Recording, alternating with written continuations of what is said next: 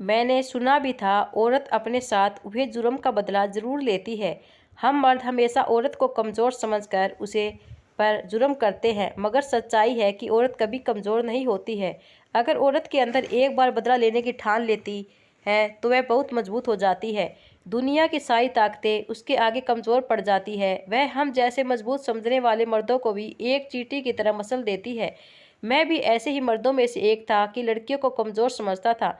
मुझे इस बात का एहसास तब हुआ जब मैं कमज़ोर लड़की को अपने कैद में रखकर उसके साथ जुल्म किया करता था, उसकी इज्जत खराब की थी। इससे पहले मैं भी खुद को शरीफ और बड़े ही अच्छे समझता था।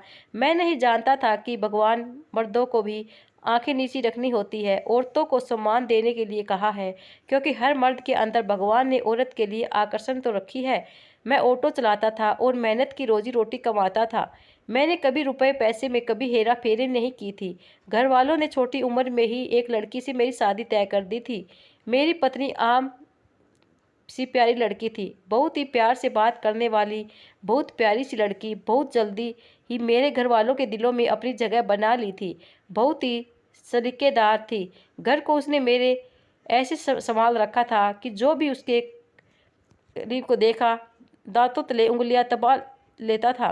मैं भी खुद को बड़ा कुछ नसीब समझता था कि मुझे इतनी अच्छी पत्नी मिली है, पर मुझे नहीं, अपनी पत्नी से मोहब्बत भी बहुत थी। सुमन ऐसी ही थी, जो कोई भी उससे मिलता उसका दीवाना हो जाता था।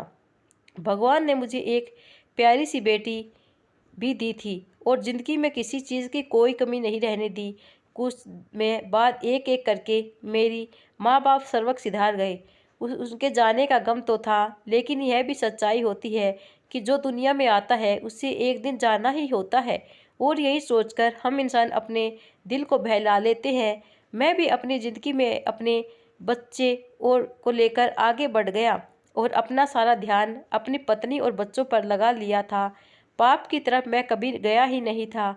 हालांकि मेरा काम ऐसा था, दिन भर हर तरह की औरतों और लड़कियों से सामना होता था, लेकिन मैं औरतों और लड़कियों की तरफ देखने से बचता था। मेरा अपना एक उसूल था, ऑटो पर सवार होने वाली औरतें लड़कियों को बहुत ही प्यार और जिम्मेदारी से उनकी मंजिल तक पहुंचाना था। उनसे बेकार की बातें नहीं करना था। मेरे जाने वाले लोग बहुत मुझ पर अंधा विश्वास करते थे। घर की औरतों को बाजार या रिश्तेदारों के यहाँ अकेला भेजना होता तो मुझे ही फ़ोन कर देते थे। मैं दिन के समय जवान लड़कियों को स्कूल कॉलेज पहुँचाने का काम भी करता था। रोज़ मेरी ऑटो में आने जाने वाली लड़कियों को मुझ पर अंधा विश्वास था और मैं भी उन्हें कभी फालतू की नज़र उठाकर नहीं देखता था। कभी कभी तो कोई लड़की अकेली ही मेरे ऑटो में होती और मैं उन्हें अकेली सुनसान गलियों में से भी ले जाता था।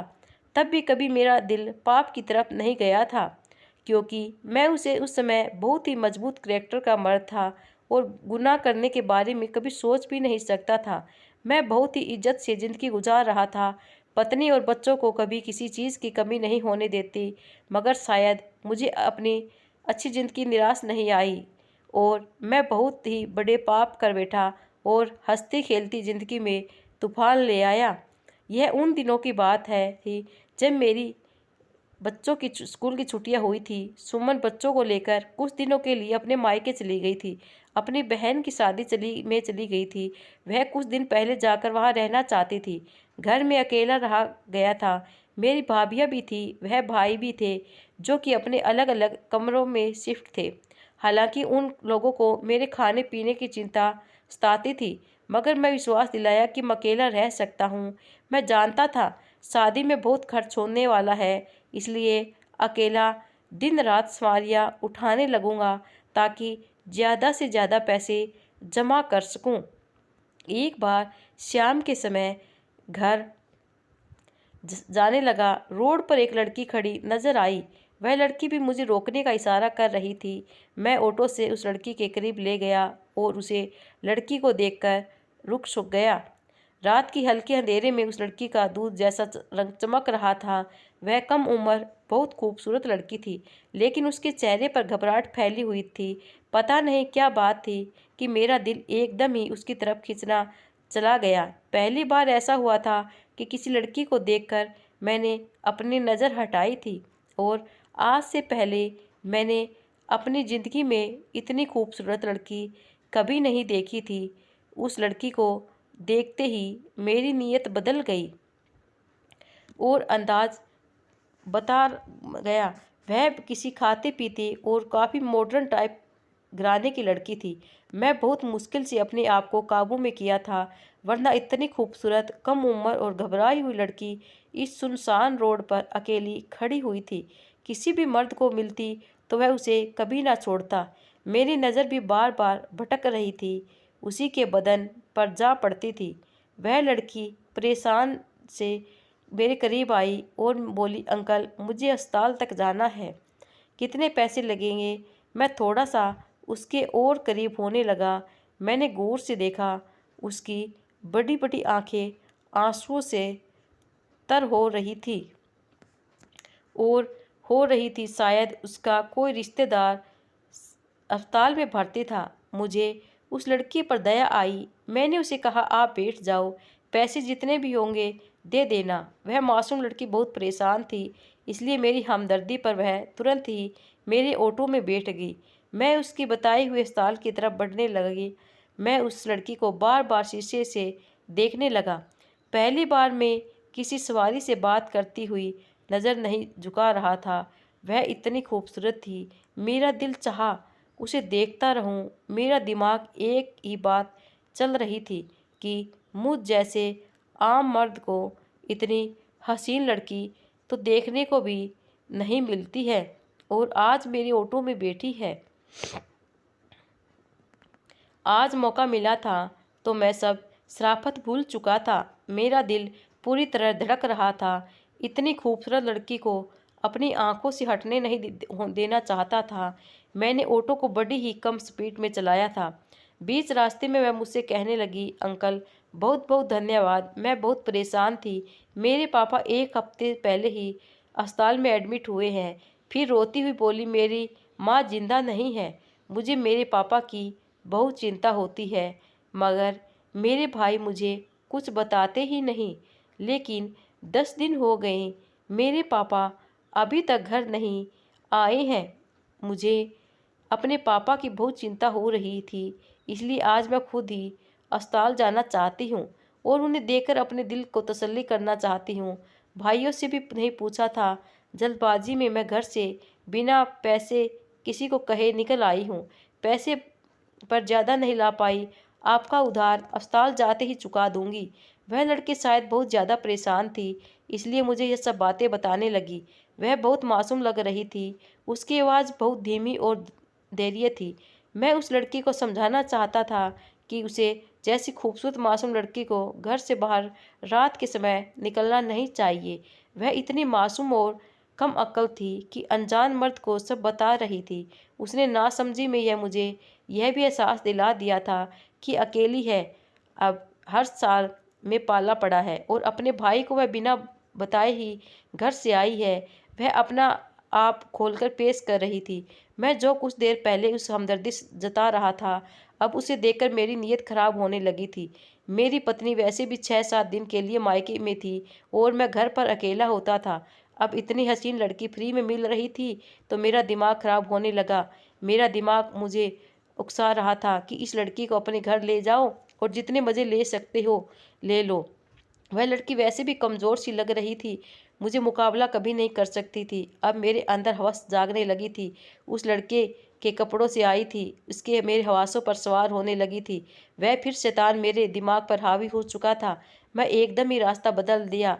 वह लड़की तो रोने में बिजी थी, उसे अंदाज़ा ही नहीं हुआ कि मुझे कहाँ ले जा रहा हूँ, इसलिए रास्ते भर मुझे कोई भी परेशानी नहीं हुई।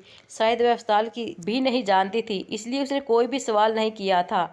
मैं अब अपने ऑटो की रफ्तार बढ़ा रहा था। मुझे जल्द से जल्द उस लड़की को अपने काबू में करना था। वह नादान रास्ता महसूस ही नहीं कर पाई थी कि उसे कहाँ ले जा रहा हूँ।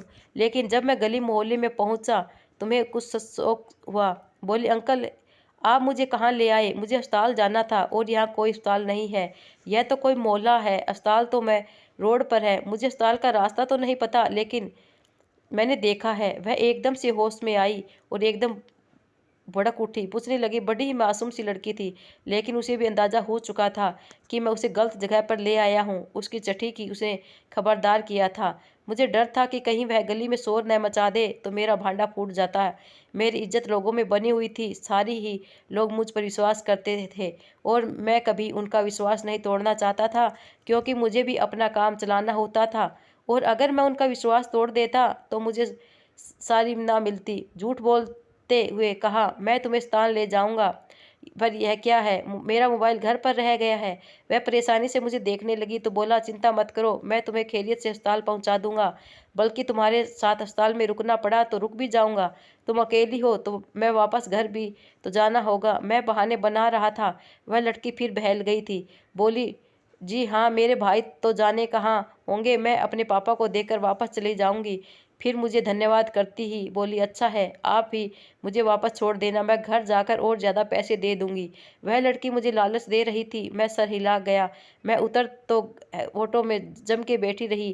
वह मुझे इतना शरीफ समझ रही थी कि उसे अंदाजा भी नहीं था कि किराया माफ़ करने वाला मर्द उसकी इज्जत छेड़ने को तैयार नहीं है।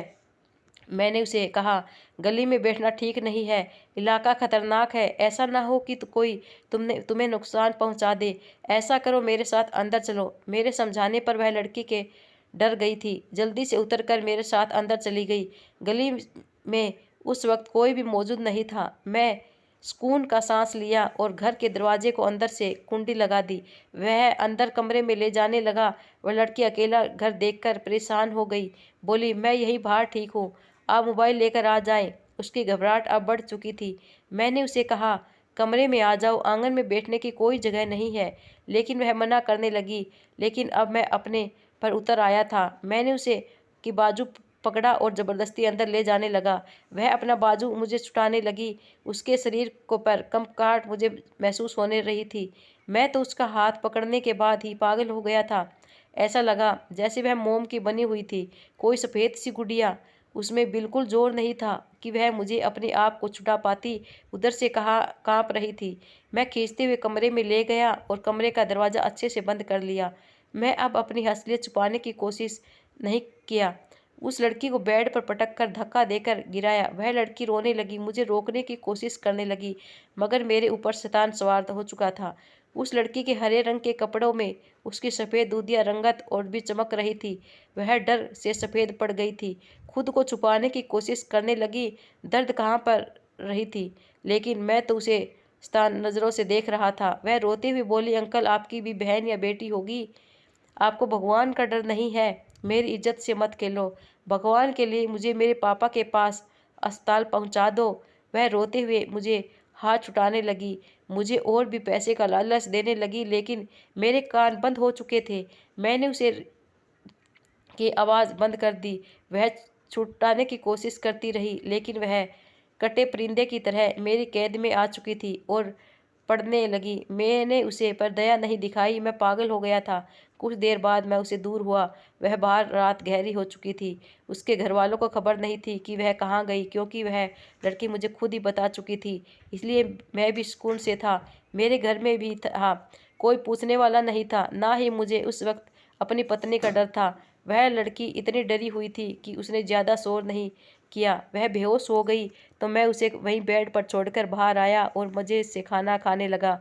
उस दिन मुझे लगा जैसे मेरे अंदर कोई मर्द आ गया है, जो इंसान नहीं जंगली था। मुझे उस वक्त उस लड़की का रूप दीवाना कर गया था। उस लड़की के साथ सब कुछ करने के बाद भी मेरा ज़मीर नहीं जागा था, बल्कि उसी लड़की को मैं जितना देख रहा था उतना ही मेरे अंदर का स्थान जाग रहा था। मुझे उसकी विनती की कोई परवाह नहीं की थी। मैं उस वक्त पाप और पुण्य के चक्कर में उलझ गया था। रात गुजरती जा रही थी और मेरा दिल उस लड़की से भर नहीं रहा था। मेरा बस नहीं चल रहा था कि मैं उस लड़की को हमेशा के लिए अपने पास रख लूं, लेकिन मैं ऐसा नहीं कर सकता था। मैं शादीशुदा था और मेरी पत्नी घर आ जाती तो उस लड़की को इस घर में बिल्कुल भी बर्दाश्त नहीं करती। इसलिए मैंने इसे मैं खैरियत समझा कि अब जो हुआ सो हुआ। अब मैं इस लड़की को वही छोड़ता हूँ जहाँ से लेकर आया था। मैंने इस लड़की को 7 घंटे अपने पास रखा था और फिर सुबह होने से पहले मैं उस लड़की को वापस ले जाने लगा, मगर अचानक उस लड़की ने मेरा हाथ पकड़ लिया और रोते हुए बोली, मुझे अपने घर नहीं जाना, मेरे भाई मुझे मार डालेंगे। सब पूछेंगे कि मैं पूरी रात कहाँ गायब रही, तो सबको क्या जवाब दूंगी। कहने लगी, अगर मेरे बीमार पापा को खबर हो गई तो है सदमे में ही मर जाएंगे। अब मुझे बद्दुआ देने लगी। कहने लगी, भगवान करे तुम्हारा सुकून बर्बाद हो जाए। मैं तुम्हें बड़ा श्राप्त आदमी समझती थी, लेकिन तुमने मेरी ज़िंदगी बर्बाद कर दी। भगवान तुम्हारे ऊपर ऐसा कहर तोड़े कि तुम्हारी नस्ल तबाह हो जाए। और रो कर पागल हो रही थी। उसकी हालत पहले भी बहुत ख़राब कर चुका था। उससे बोला भी नहीं जा रहा था, मगर वह फिर भी लाल होते चेहरे से बोल रही थी। मैंने उसे पर इतना जुल्म किया था कि उस लड़की को खुद को संभालना मुश्किल हो गया था। मैं भी परेशान हो गया था। इस मुश्किल हालात में उस लड़की को कैसे ले जाऊं? लोग देख लेते तो सब करते, और मुझे यह भी डर था कि इस लड़की को इस हालत को कोई देख लेता तो मैं फंस जाता, क्योंकि वह लड़की बिल्कुल पागल लग रही थी। एक पल के लिए मेरा दिल बेचैन हुआ था। उसकी हया हालत देखकर मैं अपनी नज़र चुरा गया था। मेरी नज़र में उसका वह चेहरा घूम रहा था जब उसका चेहरा बेदन था। वह चमक रहा था, मगर एक ही रात में मैंने उसके चेहरे को दागदार कर दिया था। खैर, मैंने उस लड़की को अपने घर में रखने का सोच लिया था। मैं तो और भी खुश हो गया कि जब तक मेरी पत्नी वापस नहीं आती मैं इसको अपने पास रख लेता हूँ, और मैं इसे समझा दूंगा कि वह कहीं यह बात ना बताए, वरना वह भी बदलाव हो जाएगी। साथ में उसे डरा देता तो वह खामोश हो जाती। वह लड़की थोड़ी थोड़ी बेहोश होने लगी थी। मुझे होश आया कि वह भूखी प्यासी थी। मैंने तो रात को खाना खा लिया था, मगर इस लड़की को कुछ नहीं दिया था। मैंने उसे पानी दिया और जगाने की कोशिश की। इस वक्त मेरे मोबाइल पर किसी का फ़ोन आ गया। मैं डर गया। सुबह होने वाली थी, ना इस समय किसका फ़ोन आया होगा। मैंने मोबाइल देखा तो कोई अनजान नंबर था। पहले ही मुझे उस लड़की की हालत पर डर लग रहा था, और अभी अनजान नंबर से आई कॉल ने मुझे और भी डरा दिया था। मैंने कॉल अटेंड की तो आगे मेरी पत्नी का भाई था। कौन है बोलो? कि जीजा जी, हमारे पापा की तबीयत बहुत ज़्यादा खराब हो गई है। हम उन्हें अस्पताल लेकर जा रहे हैं। पापा ने कहा था कि आपको बता दूं, आप जितनी जल्दी हो सके आ जाएं। मैं चिंता जताते हुए अपने पापा की हालत के बारे में पूछा, क्योंकि मेरी पत्नी बेकार में मुझे कभी अपनी माँ के घर नहीं बुलाती थी।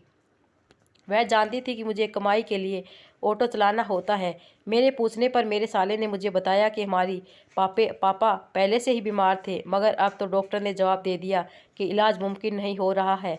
मैं बहुत परेशानी में फंसे हुए सब रिश्तेदार जमा हो गए, इसलिए पापा ने कहा कि मैं आपको भी बता दूं।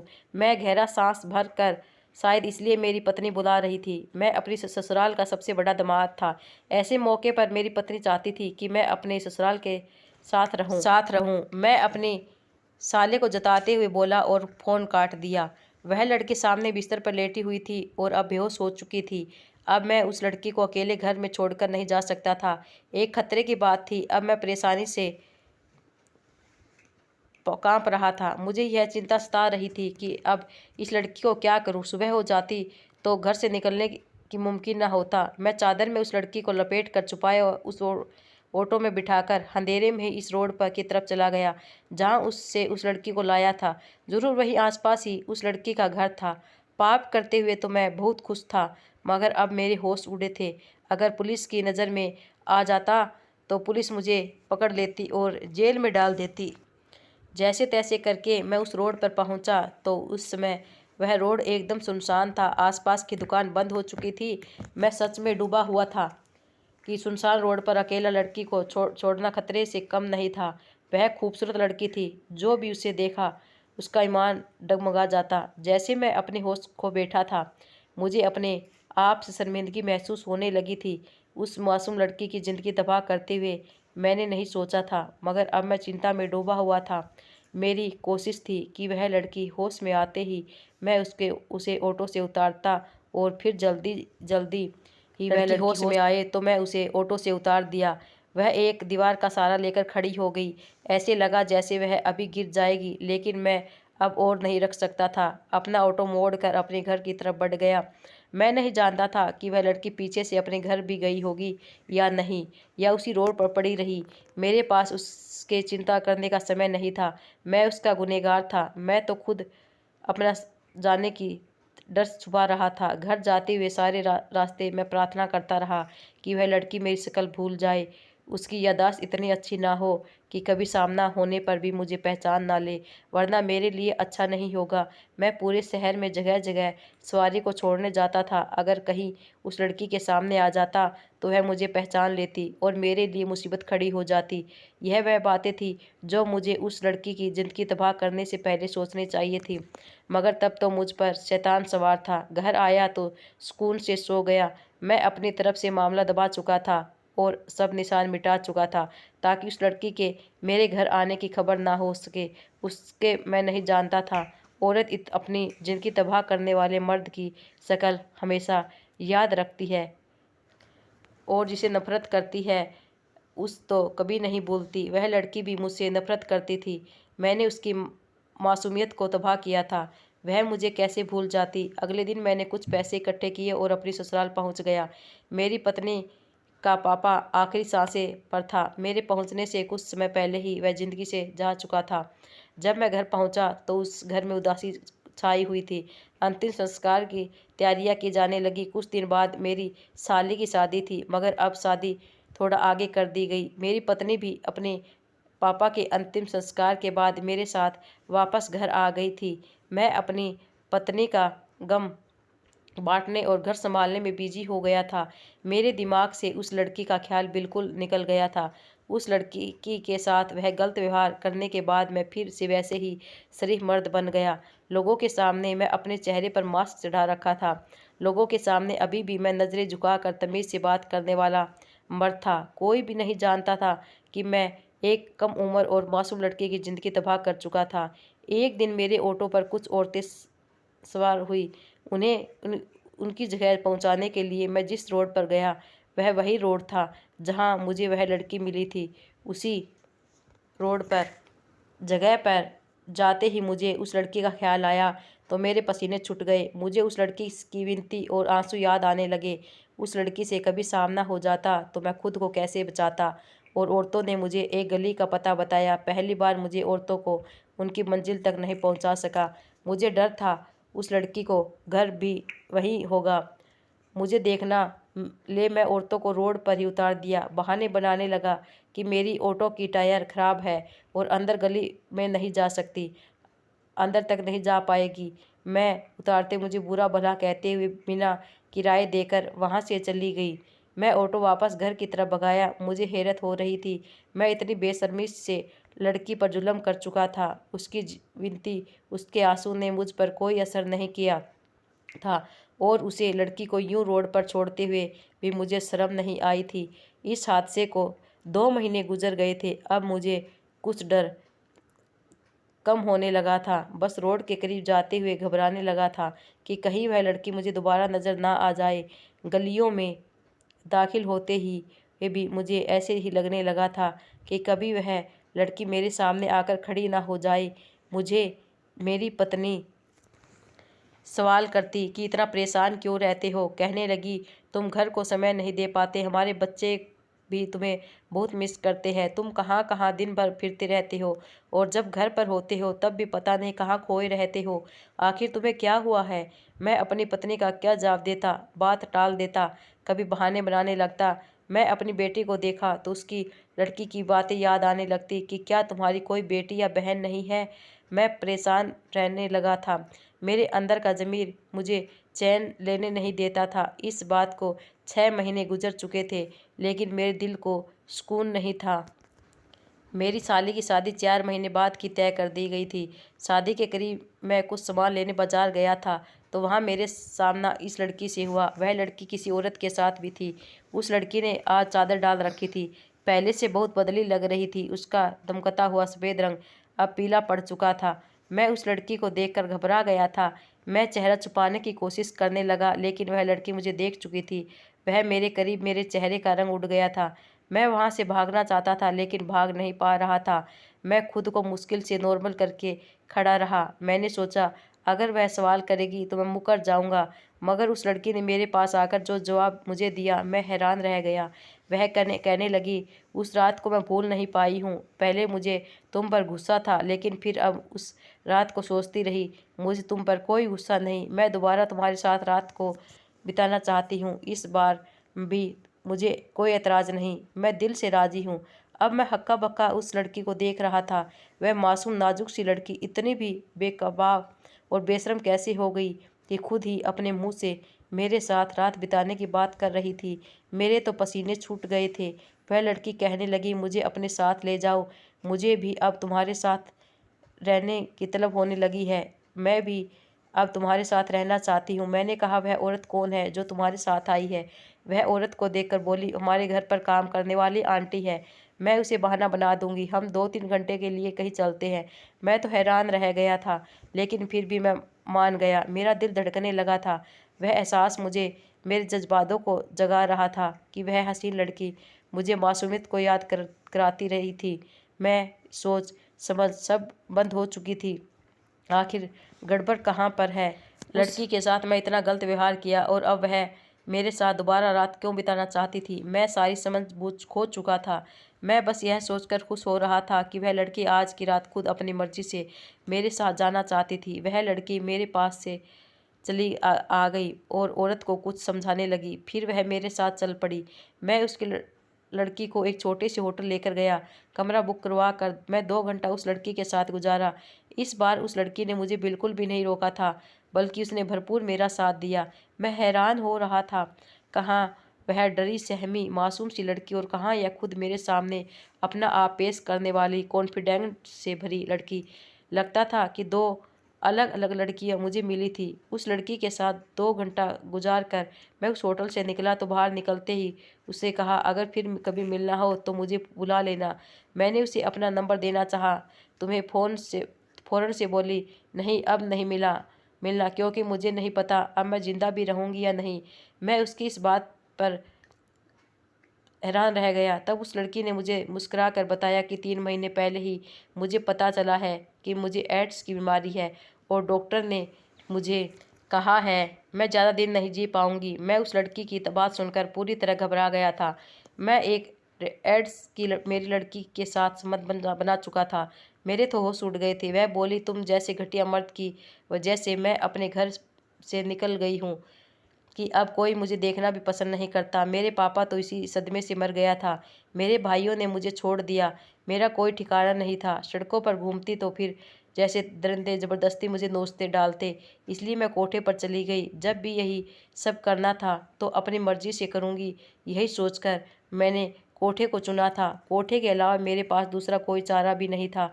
वह हर रात एक नए मर्द से मेरा पाला पड़ता था। अब ज़िंदगी जीने की कोई चाह भी नहीं थी, बस उसे काट रही थी, जैसे तैसे ज़िंदगी को जी रही थी। कुछ दिनों से बीमार रहने लगी थी। डॉक्टर के पास गई तो पता चला मुझे एड्स हो चुका है। मुझे सुनकर कोई दुख नहीं हुआ था, क्योंकि मैं खुद ही ज़िंदगी जीना नहीं चाहती थी। लेकिन एक दुख ज़रूर था कि मैं तुमसे बदला नहीं ले पाई। मैं कमज़ोर सी लड़की थी, कैसे तुमसे बदला ले पाती? लेकिन भगवान ने मुझे यह बीमारी देकर मुझे ताकत दी थी, तो उससे बदला लेने का मुझे हथियार मिला था। मैं भगवान का धन्यवाद किया था कि उसने मुझे बीमारी तो दे दी। मैं तुम्हें तलाश करती रही। मैं कमज़ोर सी लड़की थी, बदला नहीं ले सकती थी, मगर मैंने ठान लिया था कि अपनी बीमारी तुम्हें भी दूंगी। मेरी ज़िंदगी जल्दी ख़त्म हो जाएगी, अब तुम्हारी बारी है सिसक सिसक कर मरना। और सोचा कि तुमने एक लड़की की ज़िंदगी तबाह की थी। लड़की अपने साथ किए गए जुर्म को माफ़ नहीं करती। वह लड़की मुझे अंधे कुएं में धकेल कर चली गई थी और मैं अपनी जगह खड़ा रह गया था। मैं जवान मर्द था, मेरे एक बच्ची थी, सेहतमंद और ठीक ठाक था। ज़िंदगी का तो वैसे कोई भरोसा नहीं होता, मगर अब तो जानता हूँ कि ज़्यादा दिन नहीं जी पाऊँगा। दिन भर दिन बिगड़ती हालत मुझे मेरी मौत के करीब ले जा रही थी और मैं अपने किए गए पाप पर अकेला रोता रहता हूँ। मैं अपनी पत्नी के करीब भी नहीं जाना छोड़ दिया था, क्योंकि मैं अपनी बीमारी उसे नहीं देना चाहता था।